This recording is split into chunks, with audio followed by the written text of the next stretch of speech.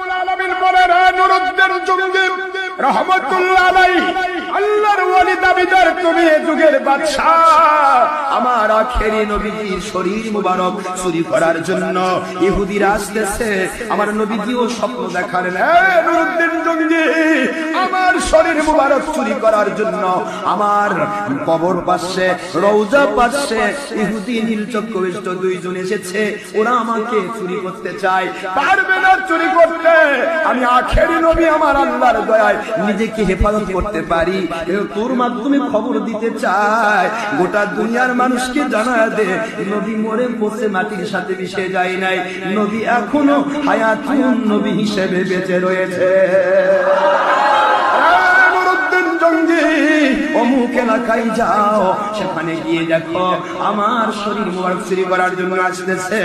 নুরুদ্দিন জঙ্গি বলে, আল্লাহর কসম করে বলি, আমার আখেরি নবীর ইন্ডিকেশন পাইয়া আমি চলে গেলাম, ওই মোতাবেক খুঁজতে লাগলাম। খোঁড়ার পরে দেখি যেখানেই খুঁজতেছি ওখানেই দুইজন নীল চক্ষু বিশিষ্ট দুইজন ইহুদিকে পেয়ে গেলাম, ধরে ফেললাম। আখেরি নবী মুহাম্মদ রাসূলুল্লাহ সাল্লাল্লাহু আলাইহি সাল্লাম দুনিয়ায় থাকতে কিছু জানতো না রে, দুনিয়ার অভাগা ওয়াহাবি খারেজিরা তোদের ভাষায়, কিন্তু আমার নবীর শরীর চুরি করতে আসতেছে ইহুদিরা, আমার নবী কবর থেকে কেমনে জানলে? বুঝলি না আমার নবীকে, বুঝতে পারলি শুধু পেটকে, পেট নীতির জন্য নবীকে ভুলে গেলি, আমার আখেরি নবীর মান মর্যাদা জানলে না।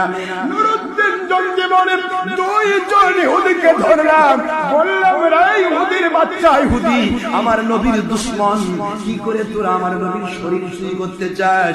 ওরা বলে, আমাদের পাদ্রীরা বলেছে আখেরি নবীর শরীর মুবারক যেখানে থাকবে ওই দেশে কখনো গজব নাজিল হবে না।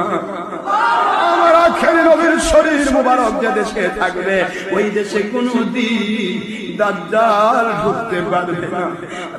নুরুদ্দিন জঙ্গি, দুনিয়ার সবাই বিশ্বাস করতে পারে নবীদের শরীর পচে যেতে পারে, আমরা ইহুদিরা জানি নবীদের শরীর কখনো মাটি খেতে পারে না।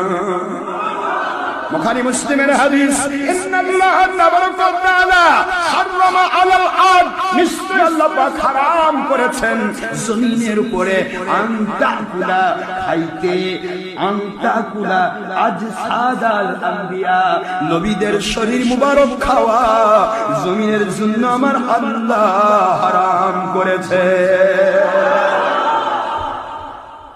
ইহুদিরা বুঝে নবীর শরীর পৌঁছতে পারে না, আর হাব্বা জুব্বা চুবিয়ালা দাঁড়িয়ালা জুব্বালা পাগিয়ালা ওয়াহাবে খারেজি টিভির পর্দায় করছে নবী পৌঁছে মাটির সাথে মিশে গেছে।